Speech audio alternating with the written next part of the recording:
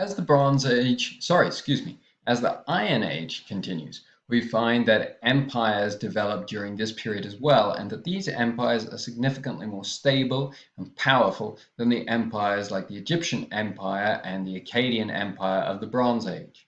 Most famous of these empires is perhaps the Assyrian Empire. The Assyrians are named after their war god Ashur, and they had settled in northern Mesopotamia in the upper Tigris around the year 2000 BC. Around 1300, they defeated the Mitanni and later the Hittites. In this area, everything is much flatter and more open. You're exposed to outside invaders and enemies, and so the Assyrians are constantly either being warred upon or warring against other people, and so they begin to develop a powerful army. And by around 900, it is probably the world's most advanced army at the time.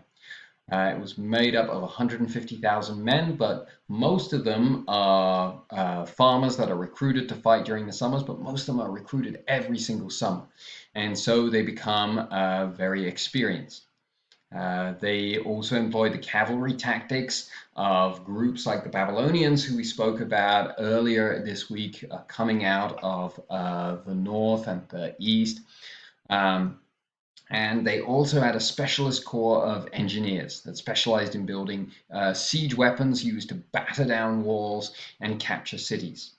And so the Assyrians began to make significant territorial gains. Pretty interestingly, their most successful king was perhaps Tiglath-Pileser III, who began his career as a humble gardener, but rose to become the king of all the Assyrians because of his great military activity.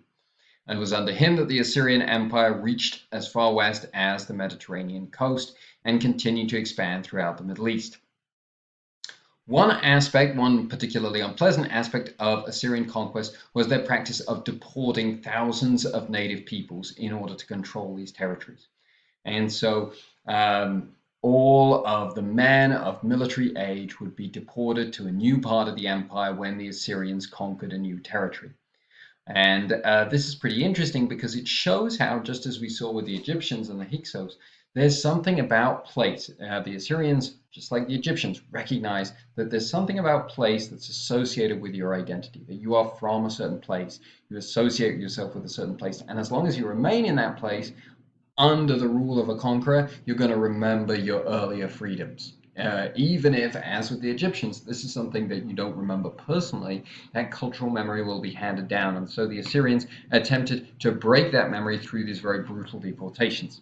And many thousands of people died as a result of these deportations. That said, the Assyrians were not only brutal warlords, they also built an amazing capital, the city of Nineveh, with a huge palace, beautiful streets. They preserved many of the ancient texts of Mesopotamia.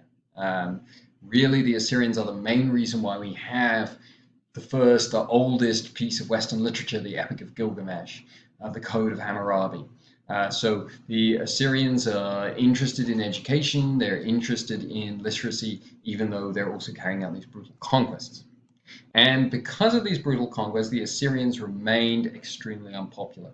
Their empire was also difficult to run because it relied on this very powerful army. You should have switched slides now, actually, by the way. The Assyrians were relying on this very large army to maintain their empire. They had no great natural defenses in the same way the Egyptians did with the desert and with the sea. And so this large army constantly has to be in the field. That costs a lot of money. There was almost constant rebellion because they were so unpopular. And so the army is becoming used up. It's becoming larger because it's needed to manage this empire. That means it's less unified. They're having to bring in people from other parts of the empire to fight for the army. And this means that the army becomes less reliable. And in the end, around 655, an alliance of the Elamites, the Babylonians, and the Egyptians drove out the Assyrians. And then about 50 years later, they finally destroyed the capital of Nineveh. And what's seen as significant about this is that these enemies of the Assyrians made quite sure that they utterly destroyed the city of Nineveh. And much of it was kind of baked under the sand in a fire. And so the documents were preserved inside these buildings. until they were discovered by archaeologists, but the city disappeared from memory for many centuries. And so it reflects the deep resentment of the Assyrians. The Assyrians, it wasn't just a case of, oh, everyone is being brutal and the Assyrians are just better at it. Because the Assyrians are a uniquely brutal group of conquerors.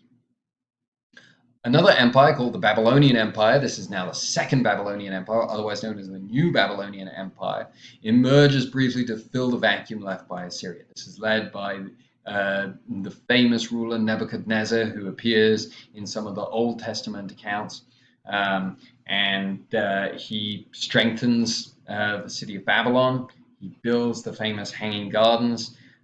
He emphasizes Babylon as a city of power as well as a city of religion. So even by the ancient Mesopotamians, Babylon had been venerated as a religious city, and now it's the capital of the empire. However, this empire will also be replaced by a new empire, the Persian Empire.